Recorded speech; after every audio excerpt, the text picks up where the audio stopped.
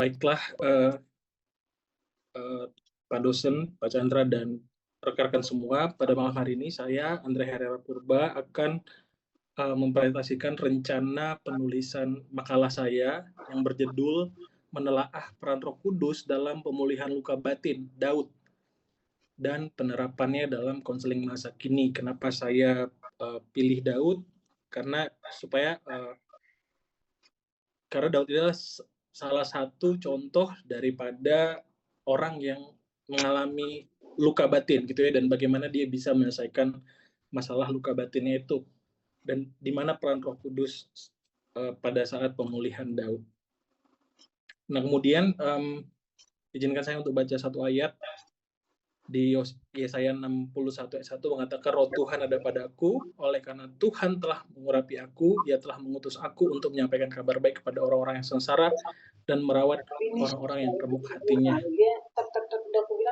Kemudian dalam Mazmur 23 yang menjadi landasan utama saya dalam memilih Daud sebagai orang yang diobservasi bagaimana proses pemulihan mentalnya adalah salah satu yang terkenal itu Mazmur Daud ya, Mazmur 23, ketika dia mengatakan Tuhan adalah gembalaku dan ia mengatakan bahwa ia menyegarkan jiwaku, nepes. Ia menuntun aku di jalan yang benar karena namanya.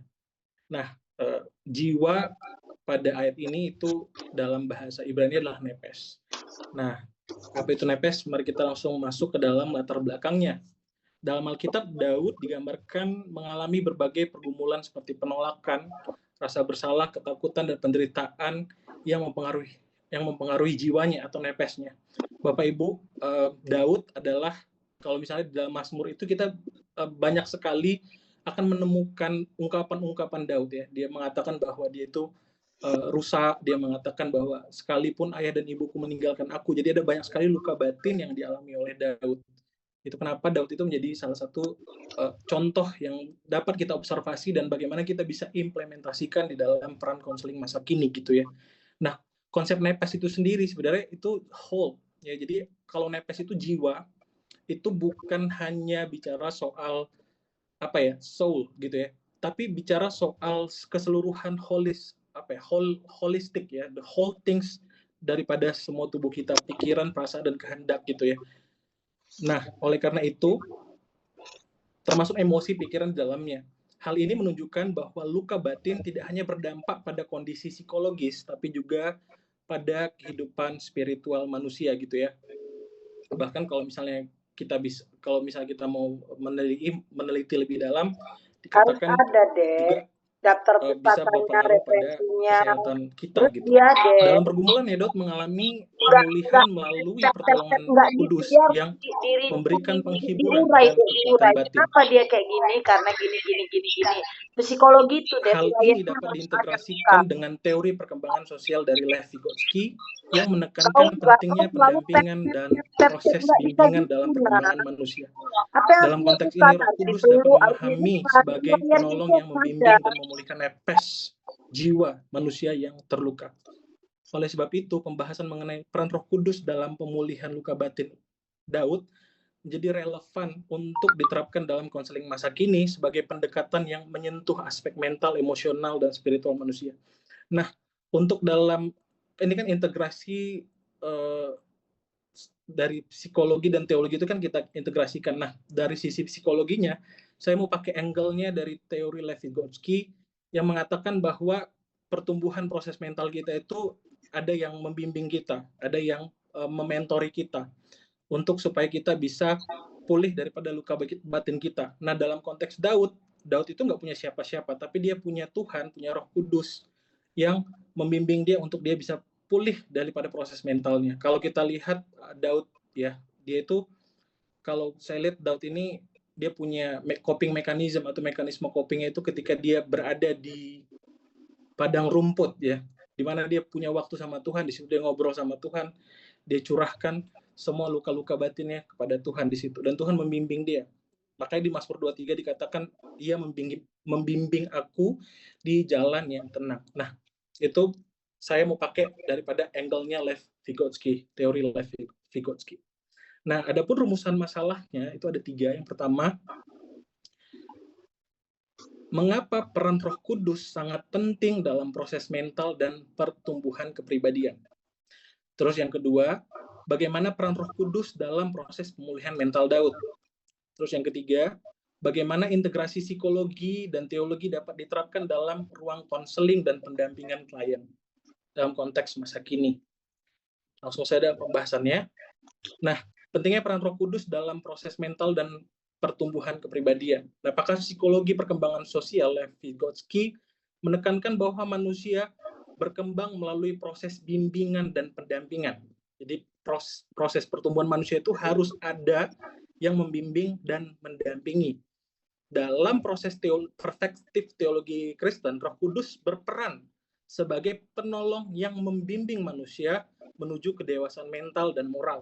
Kita udah belajar selama 3 hari kemarin itu bahwa peran Roh Kudus itu banyak ya, sebagai penghibur, pengajar, sebagai orang yang memberitahukan hal-hal yang Tuhan mau dalam kehidupan kita. Jadi Roh Kudus itu berperan untuk membimbing dan mendampingi kita dalam proses pertumbuhan kita, termaksud di dalamnya adalah pertumbuhan mental selain daripada spiritual. Selain itu, teori perkembangan psikososial Erik Erikson menjelaskan bahwa manusia menghadapi berbagai krisis kehidupan yang mempengaruhi pembentukan identitas dan kepribadian. Nah, kaitan antara kesehatan mental dan spiritual itu apa gitu ya? Sesuai dengan seseorang yang memiliki kehidupan spiritual yang baik, cenderung lebih mampu menghadapi tekanan hidup karena memiliki pengharapan, rasa damai, dan tujuan hidup. Sebaliknya, kondisi mental yang terganggu juga dapat mempengaruhi kehidupan spiritual seseorang, seperti hilangnya semangat beribadah atau merasa jauh dari Tuhan. Oleh sebab itu, kesehatan mental dan spiritual perlu dijaga secara seimbang agar manusia dapat hidup secara utuh. Nah, kalau misalnya kita lihat mengobservasi Daud itu mengalami kekecewaan yang begitu luar biasa ketika dia ingin diburu dan ingin dibunuh oleh yang namanya Raja Saul. Daud sempat seperti seakan orang gila dalam gua adulam. Nah, ketika dia ada kesempatan untuk bunuh Saul, tapi dia nggak ngambil itu, dia tidak lepas kontrol, dia dapat mengendalikan dirinya, mengendalikan emosinya, mengendalikan mentalnya. Itulah kenapa pentingnya peran Roh Kudus dalam proses pertumbuhan Daud. Nah, peran Roh Kudus sendiri dalam proses pemulihan mental Daud itu apa gitu? Dalam banyak mazmur ya, nanti dalam tulisan saya akan banyak sekali mengutip mazmur-mazmur Daud ya, sebagai bahan untuk observasi daripada kondisi mental Daud. Daud mengekspresikan kondisi atau nepes, jiwa yang tertekan. Namun ia tetap mencari Tuhan dan mengalami pemulihan melalui penyertaan Roh Allah. Roh Kudus menolong Daud memperoleh damai sejahtera, pengharapan, dan kekuatan untuk bangkit dari keterpurukan emosionalnya. Proses ini menunjukkan bahwa pemulihan mental Daud tidak hanya terjadi secara emosional, tetapi juga secara spiritual, di mana Roh Kudus bekerja memulihkan hati, pikiran, dan kehidupan batinnya secara utuh. Bapak Ibu, kalau misalnya kita lihat dari yang penting banget yang bisa kita lakukan setelah mengobservasi daripada Daud ini, yaitu penerapan integrasi psikologi dan teologi dalam ruang konseling. Jadi apa yang hasil observasi kita yang melihat Daud itu kita integrasikan atau kita implementasikan di dalam ruang konseling. Integrasi psikologi dan teologi dalam konseling dapat diterapkan dengan menggabungkan pendekatan ilmiah dan nilai-nilai spiritual.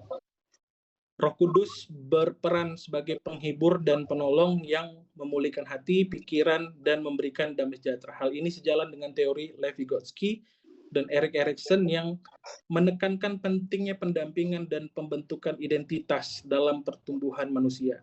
Oleh sebab itu, integrasi psikologi dan teologi membantu manusia mengalami pemulihan secara mental, emosional, dan spiritual.